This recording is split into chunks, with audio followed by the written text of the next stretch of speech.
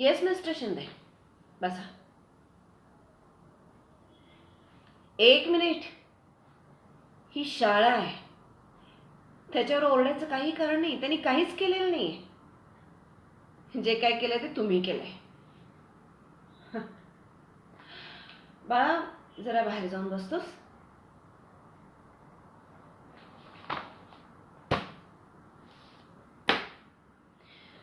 Mister Shinde, तो आज निबंध वाचन करत असताना रडला. बरोबर. तुम्हाला काय माहिती तो का रडला? हेच तर जाणून घ्यायचंय. तो का रडला?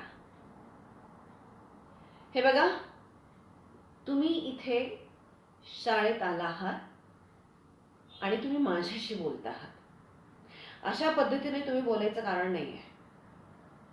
तो तुमचा मुलगा आहे आणि आज निबंध वाचन करत असताना तो रडला हे जाणून घेण्यासाठीच मी तुम्हाला इथे बोलवलेलं आहे. त्याच्या वर्गात अनेक मुलं आहेत, पण त्यातलं कोणीही रडलं नाही. रडला तो फक्त तोच, तुमचा मुलगा अमोल. हो, खरं तर आज मी त्याच्या पॅरेंट्सला म्हणजे तुम्हाला दोघांनाही बोलवलं होतं.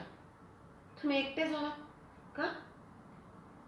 ठीक आहे, तो तुमचा घरचा मॅटर आहे, मला त्याच्यात काही पडायचं नाहीये. मला हेच जाणून घ्यायचं की तो का रडला. पहिलीत असल्यापासून तो या शाळेत आहे, आज तो 5वीत आहे. अचानक माझे वडील माझ्यावर प्रेम करतात हे म्हणत असताना तो रडला आणि हेच जाणून मला घ्यायचंय. अच्छा, 24 तासापैकी 5 तास, फक्त 5 तास तो आमच्या जवळ असतो. बाकी उरलेले तुमच्या जवळच असतो. ठीक आहे, तू घरी असतो. मग काय कारण आहे? ठीक आहे, तुम्हाला माहित नाही. बरं, मला माझ्या प्रश्नांची काही उत्तरं तुम्ही देऊ शकता? तुम्ही तुमच्या मुलावर खरंच प्रेम करता? तुमच्या मुलाला जाणून घेता? तुम्ही तुमच्या मुलाला तुमच्या कधी प्रेमाने जवळ घेतलंय? कधी त्याच्या डोक्यावरून हात फिरवलाय? ठीक आहे, तो शाळेतून कधी येतो? तो शाळेतून आल्यानंतर काय करतो? तो खेळायला जातो का? त्याला काय अडचणी आहेत? त्याचे पेपर कसे जात आहेत? त्याला किती मार्क्स मिळत आहेत माहिती आहे तुम्हाला?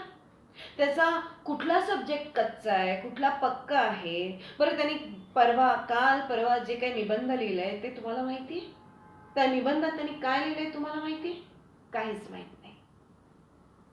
मग वडील आहात ना तुम्ही? तुम्हाला जर याच पद्धतीने बोलायचं असेल ना तर मला खोलात जावं लागेल. मिस्टर शिंदे, तुम्ही शांत बसा, नाही तर मी चाइल्ड वेलफेअर ऑफिसरला फोन करते.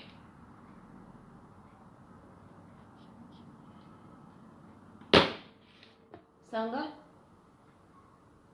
त्याला तुम्ही मारलंय? त्याच्यावर हात उगारलाय? काय केलं काय तुम्ही त्याचं? बर, याला जबाबदार कोण आहे?